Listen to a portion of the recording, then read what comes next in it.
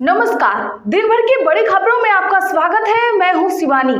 आज के खबरों में बात होगी, चुनाव आते ही खुली नींद, जीएसटी रिफॉर्म पर मोदी सरकार को सुनाई खरी खोटी की, और मोदी चोर वोट चोर, ममता ने सदन हिला डाला, भारी बवाल, चीफ व्हिप सस्पेंड की। वहीं इस राज्य में चुनाव से पहले टूटी एनडीए, मोदी शाह को बड़ा झटका की।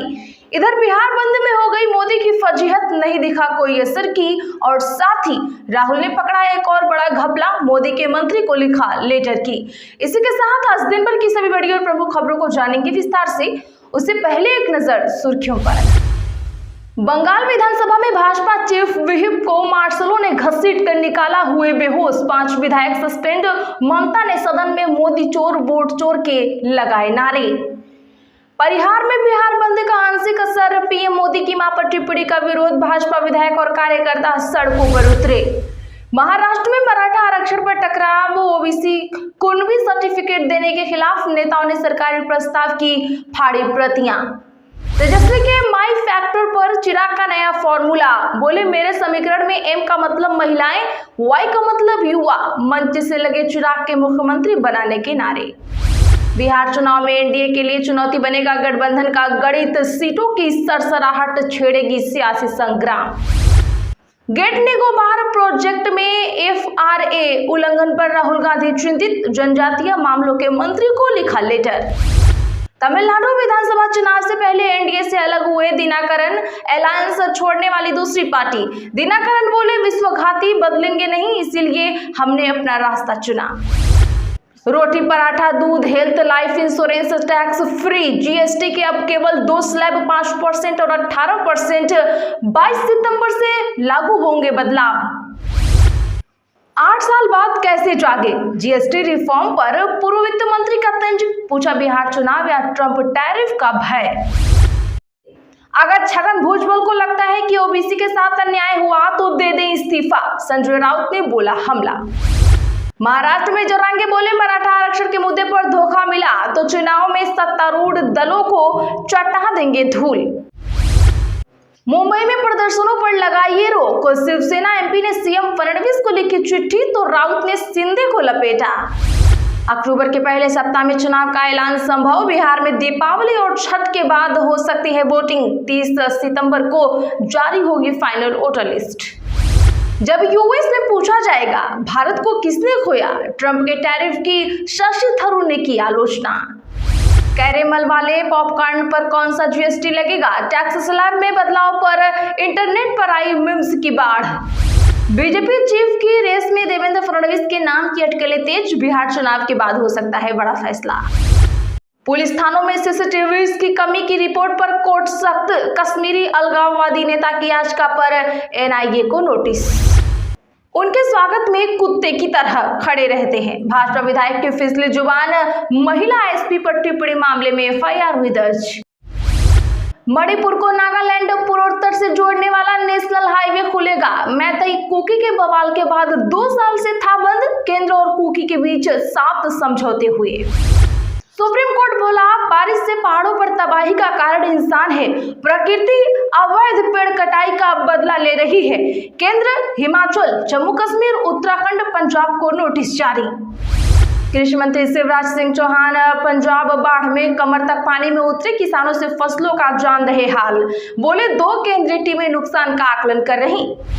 पुतिन बोले ट्रंप भारत और चीन को धमकाना बंद करें, दोनों देशों को टैरिफ से नहीं डरा सकते, अगर वे झुके तो उनकी राजनीति खत्म हो जाएगी। चलिए जानते हैं अब बड़ी और प्रमुख खबरों को विस्तार से। उससे पहले वीडियो को लाइक करें, साथ ही आपसे रिक्वेस्ट है खबरों को आखिर तक देखना ना भूलें। 8 साल बाद कैसे जागे, जीएसटी रिफॉर्म पर पूर्व वित्त मंत्री का तंज, पूछा बिहार चुनाव या ट्रंप टैरिफ। जी हां, कांग्रेस के वरिष्ठ नेता और पूर्व वित्त मंत्री पी चिदंबरम ने वस्तु एवं सेवा कर यानी जीएसटी दरों में कटौती का स्वागत किया है, लेकिन इसके साथ ही उसकी टाइमिंग पर सवाल उठाए हैं। उन्होंने आश्चर्य जताते हुए सवाल उठाया है कि जीएसटी दरों को युक्तिसंगत बनाने में सरकार को 8 साल क्यों लग गए। सोशल मीडिया एक्स पर लिखे एक पोस्ट में उन्होंने पूछा कि क्या जीएसटी की जो नई दरें अब लागू की गई हैं वे शुरू से ही नहीं लागू किया जाना चाहिए था। राज्यसभा सांसद चिदंबरम ने अपने पोस्ट में लिखा है कि जीएसटी को तर्कसंगत बनाना और कई वस्तुओं व होने का स्वागत योग्य कदम है। जीएसटी का वर्तमान स्वरूप और दरें शुरू में ही लागू नहीं होनी चाहिए थी। हम पिछले 8 सालों से जीएसटी के स्वरूप और दरों के खिलाफ लगातार आवाज उठा रहे हैं, लेकिन हमारी अपील अनसुनी हो गई। बंगाल विधानसभा में भाजपा चीफ व्हिप को मार्शलों ने घसीट कर बाहर फेंका, हुए बेहोश, 5 विधायक सस्पेंड। जहां पश्चिम बंगाल विधानसभा में आज बंगाली प्रवासियों पर हो रहे अत्याचारों पर चर्चाओं के दौरान जमकर हंगामा हुआ। मुख्यमंत्री ममता बनर्जी प्रस्ताव पर बोल रही थी कि तभी विपक्ष ने नारेबाजी शुरू कर दी। भाजपा विधायक 2 सितंबर को विपक्ष के नेता शुवेंदु अधिकारी के निलंबन का विरोध कर रहे थे। टीएमसी विधायकों ने इन्हें रोकने की काफी कोशिश की। जब विपक्ष के विधायक वेल तक पहुंच गए तो स्पीकर विमान बनर्जी ने अव्यवस्था फैलाने के आरोप में भाजपा के चीफ व्हिप शंकर घोष को विधानसभा से सस्पेंड कर दिया। घोष के बाहर जाने से इनकार करने पर मार्शलों को बुलाया गया। शंकर घोष को घसीटकर सदन से बाहर फेंका गया। बाहर निकालते समय वो गिरकर बेहोश भी हो गए। उन्हें एम्बुलेंस से अस्पताल ले जाया गया। वहीं स्पीच के दौरान सीएम ममता बनर्जी ने मोदी चोर, वोट चोर के नारे भी लगाए।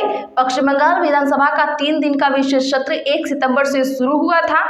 3 सितंबर को करम पूजा के कारण राजकीय छुट्टी थी। आज सत्र का आखिरी दिन रहा। ग्रेट निकोबार प्रोजेक्ट में FRA उल्लंघन पर राहुल गांधी चिंतित, जनजातीय मामलों के मंत्री को लिखा पत्र। बता दें कि कांग्रेस नेता राहुल गांधी ने जनजातीय मामलों के मंत्री जुएल ओराम को पत्र लिखकर ग्रेट निकोबार परियोजना को दी गई मंजूरी में वन अधिकार अधिनियम यानी फरा के कथित उल्लंघन पर गहरी चिंता जताई है। उन्होंने सरकार से कानून में निर्धारित प्रक्रिया का पालन सुनिश्चित करने की अपील की है। राहुल गांधी ने अपने पत्र में लिखा कि इस परियोजना को लेकर जनजातीय परिषद और जनजातीय समुदायों द्वारा उठाई गई चिंताओं की जांच की जानी चाहिए। उन्होंने कहा कि कोई भी विकास योजना न्याय, समानता और मानवीय गरिमा के सम्मान के संवैधानिक मूल्यों पर आधारित होनी चाहिए। राहुल गांधी ने लिखा, ग्रेट निकोबार परियोजना को मंजूरी देने में वन अधिकार अधिनियम का उल्लंघन हुआ है। लिटिल निकोबार और ग्रेट निकोबार की जनजातीय परिषद ने बताया है कि निकोबारी और सोम्पेन समेत जनजातीय समुदायों से अधिनियम के तहत ठीक से सलाह मशविरा नहीं किया गया।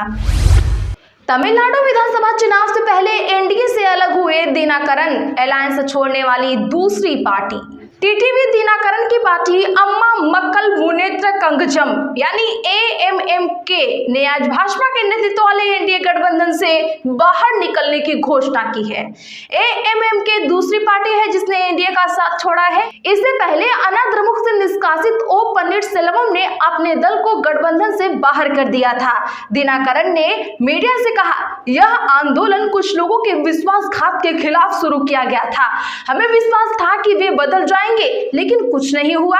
दरअसल तमिलनाडु में एनडीए का नेतृत्व अन्नाद्रमुक कर रही है। 2023 में अलग होने के बाद AIADMK ने अप्रैल 2025 में भाजपा के साथ गठबंधन किया है। दिनाकरन का आरोप है कि AIADMK खासतौर पर पलानीस्वामी ने AMMK को गठबंधन में शामिल करने का विरोध किया था। दिनाकरन ने अमित शाह से हस्तक्षेप की उम्मीद की थी, लेकिन कुछ नहीं हुआ। बिहार चुनाव में एनडीए के लिए चुनौती बनेगा गठबंधन का गणित, सीटों की सरसराहट छेड़ेगी सियासी संग्राम। जी हां, बिहार में विधानसभा चुनाव 2025 के मद्देनजर गठबंधन की राजनीति एक महत्वपूर्ण भूमिका निभा रही है। एनडीए के छोटे सहयोगी दल जैसे कि चिराग पासवान की लोक जनशक्ति पार्टी और जीतन राम मांझी की हिंदुस्तानी आवाम मोर्चा अब सहायक भूमिकाओं में नहीं रहना चाहते हैं। वे अधिक हिस्सेदारी की मांग कर रहे हैं। इससे एनडीए के भीतर संतुलन बिगड़ने की आशंकाओं को बल मिल रहा है। सियासी जानकारों की माने तो चिराग पासवान ने 2024 में 5 लोकसभा सीटें जीतने के बाद 243 विधानसभा सीटों में से 40 सीटों की मांग की है। उनका कहना है कि अगर उनकी मांगे पूरी नहीं हुई तो वे सभी 243 सीटों पर अकेले चुनाव लड़ेंगे। आपको बता दें तो बीते कुछ हफ्तों में चिराग पासवान ने कई बार मीडिया से बात करते हुए इस तरह के संकेत भी दिए हैं। उन्होंने स्वयं चुनाव लड़ने के अलावा कई मुद्दों पर अपना रुख स्पष्ट भी किया है। रोटी, पराठा, दूध, health, life insurance tax free. GST के अब केवल 2 स्लैब 5 और 18%। जी हां, अब जीएसटी के 4 की जगह केवल 2 स्लैब 5 और 18% होंगे। इससे आम जरूरतों की चीजें जैसे साबुन, शैम्पू के साथ एसी, कार भी सस्ते होंगे। जीएसटी काउंसिल की 56वीं मीटिंग में इस पर फैसला लिया गया है। वित्त मंत्री निर्मला सीतारमण ने 3 सितंबर को इसकी जानकारी दी। वित्त मंत्री सीतारमण ने बताया कि दूध, रोटी, पराठा, छेना समेत कई फूड आइटम जीएसटी फ्री होंगे। वहीं इंडिविजुअल हेल्थ और लाइफ इंश्योरेंस पर भी टैक्स नहीं लगेगा। 33 जीवन रक्षक दवाएं, दुर्लभ बीमारियों और गंभीर बीमारियों के लिए दवाएं भी टैक्स फ्री होंगी। लग्जरी आइटम्स और तंबाकू प्रोडक्ट्स पर भी अब 28% की जगह 40% जीएसटी लगेगा। मध्यम और बड़ी कारें, 350 सीसी से ज्यादा इंजन वाली मोटरसाइकिलें इस स्लैब में आएंगे। वित्त मंत्री ने बताया कि नए स्लैब नवरात्रि के पहले दिन यानी 22 सितंबर से लागू हो जाएंगे। हालांकि तंबाकू वाले सामान पर नई 40% जीएसटी दर अभी लागू नहीं होगी। अगर छगन भुजबल को लगता है कि ओबीसी के साथ अन्याय हुआ तो दे दें इस्तीफा, संजय राउत ने बोला हमला। शिवसेना नेता संजय राउत ने आज कहा कि अगर महाराष्ट्र सरकार के फैसले से अन्य पिछड़ा वर्ग के साथ अन्याय हुआ है, जैसे कि कैबिनेट मंत्री छगन भुजबल का मानना है, तो उन्हें अपने आत्मसम्मान और नैतिकता के खातिर पद से इस्तीफा दे देना चाहिए। संजय राउत ने यह भी आरोप लगाया कि उप मुख्यमंत्री एकनाथ शिंदे ने मराठा आरक्षण आंदोलन को इस तरह आगे बढ़ाया कि मुख्यमंत्री देवेंद्र फडणवीस के सामने राजनीतिक मुश्किलें खड़ी हो गईं। दरअसल छगन भुजबल ने बीते दिन राज्य कैबिनेट की बैठक का बहिष्कार किया और बाद में खुलकर नाराजगी जताई। उन्होंने इशारा किया कि वह इस सरकारी आदेश को अदालत में चुनौती देंगे। इस पर संजय राउत ने कहा, छगन भुजबल खुद मानते हैं कि उनके समुदाय के साथ अन्याय हुआ है, ऐसे में वे उसी मुख्यमंत्री के साथ काम कर रहे हैं जिसने यह अन्याय किया। आज के लिए बस इतना ही। ऐसी ही खबरों के लिए चैनल सब्सक्राइब करें और बगल में घंटी के निशान को जरूर दबा लें।